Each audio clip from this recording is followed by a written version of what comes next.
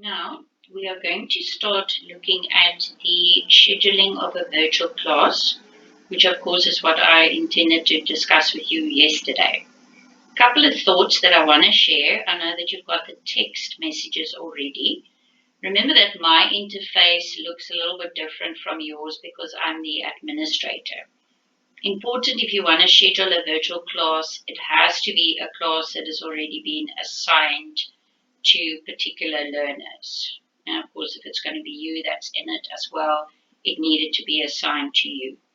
Now, in order to start the virtual class, you would have to be the instructor, which is also being assigned to you. Instructor can also be the moderator within the virtual class.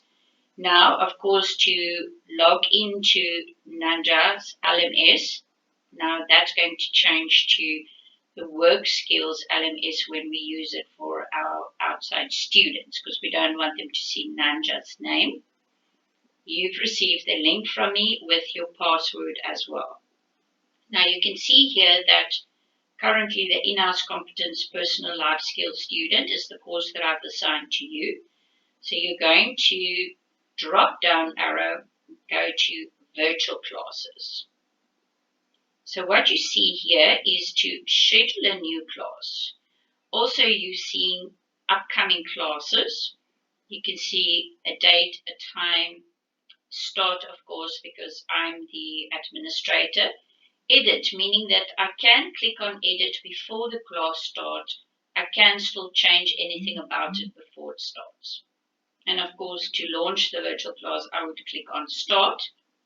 Please note that any students coming into the LMS cannot enter the class unless the administrator started it. That makes sense.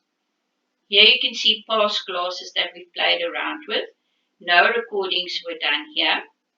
And then of course here is our example life skills virtual class. Now you can view it or you can download it should you wish to do that, right?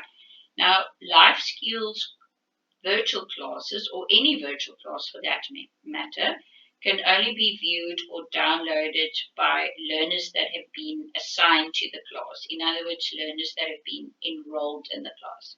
Shortly, we will discuss a little bit further when we're actually in the virtual class.